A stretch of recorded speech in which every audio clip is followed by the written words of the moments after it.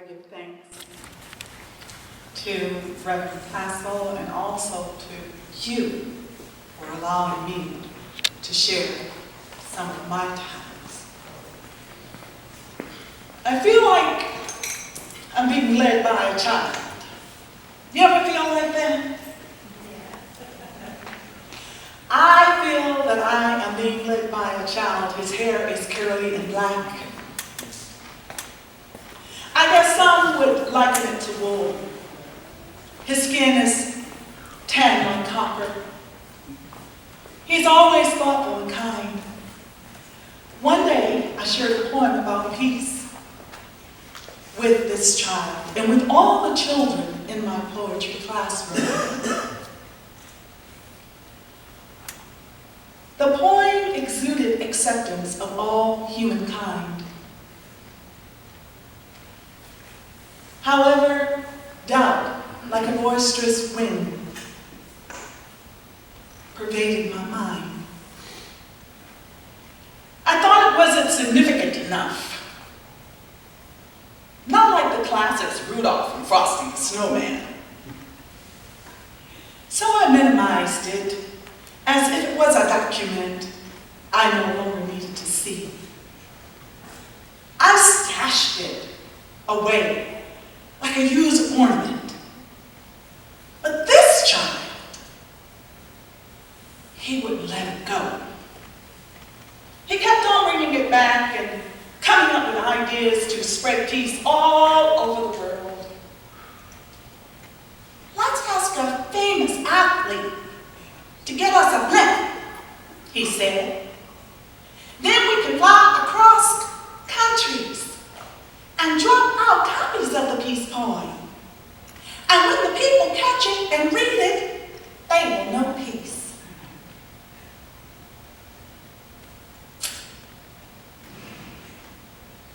Then he looked at me and said, Mrs. West, do you think we can bring back the hippies? They'll help us. Oh. Why hadn't I thought of this before? Why was I so willing to let the peace poem die? The wolf will live with the lamb, and a little child will lead them is something I've heard old men argue about, saying there's no way a child could lead an adult. But too many times, I've been led by a child to read the poems of Shel Silverstein and Maya Angelou. A child led me to my life's purpose. A child led me to value what I create. And a child led me here today. I'm glad to visit a church where people are called to create a loving and caring community for all, and to work together for justice and peace in our world. I think it's divine, especially because I was led here by a little child. Her name is Ava. She's the daughter of Dr. Castle and my poetry student. Doing something that you've never done before can be frightening. I can only imagine what Peter felt like when he walked on water. Maybe it was a gush of excitement and mixed with fear that smacked him all at one time. It reminds me of how I felt when the Lord whispered in my ear, "Save the children." I became a rainbow. I entered each day with the crescendo. My mantra was no doubt. My purpose was not to raise my voice, but to raise the voices of children. So I stepped out on faith and into commitment to help close the achievement gap by providing support for children from all backgrounds, to create a strong foundation foundation in literacy through the arts. This next poem exemplifies that commitment. It's called Balcony View.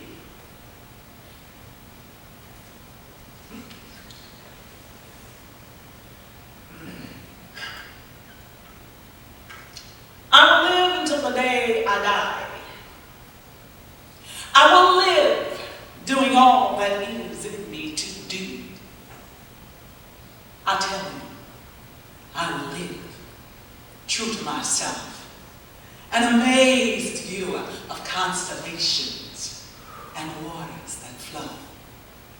I will live to feel the touch of the wind blow. For beneath my wings, a wondrous spirit grows, bringing forth a new generation, one that does not dishonor their father and does not curse their mother with words that cut deeper than swords. I tell you, until the day I die, I will live. I will live to educate. I will live to inspire. But I will also live to appreciate the way a bird not only flies through the air, but with a little effort, it soars.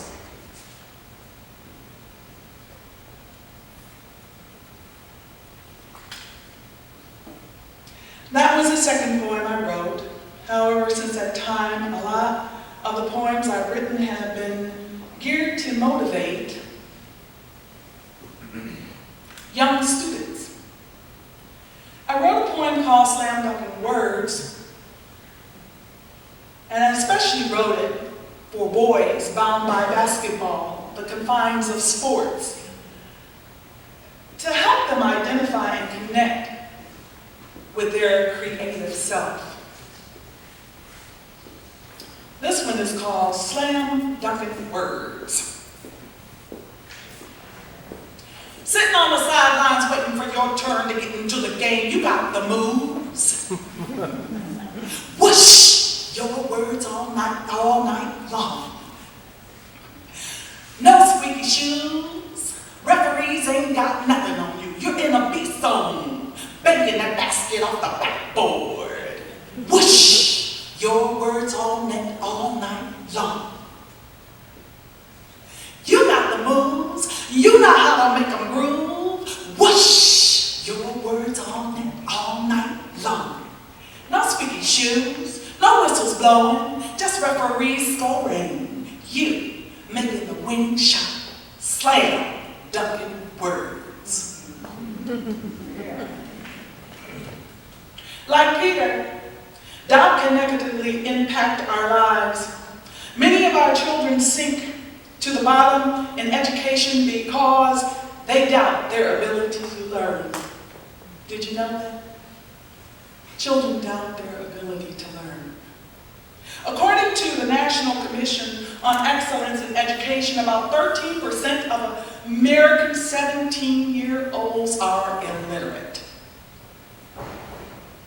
Among poor and minority youth, that illiteracy rate runs as high as 40%. To encourage children and to give them faith in their abilities, after hearing so many times, I can't, Mrs. West. I can't. I wrote a poem entitled, I Can Do Anything I Put My Mind To. And I want you to perform it with me. All you need to do is listen and repeat what I do. Ready?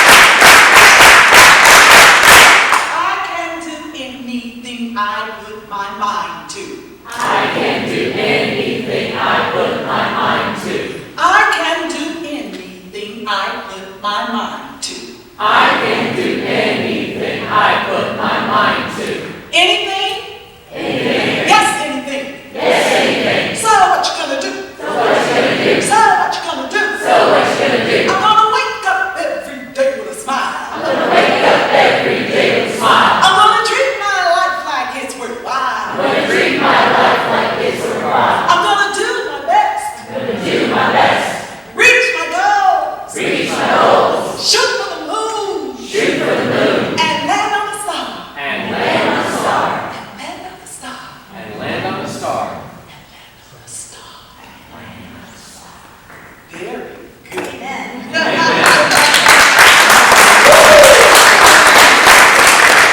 Oh, goodness, well, uh-oh. Oh, no. I almost forgot. The peace point.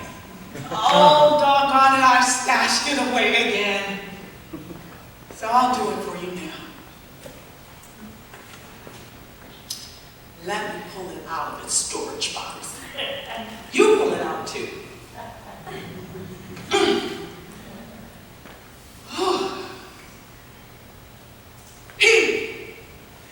People all over the world living in harmony. Each one teaching one the meaning of unconditional love. A, accepting without exception all humankind. C, caring for our neighbors like we care for ourselves. E, erasing the love of power so we know the power of love. Peace.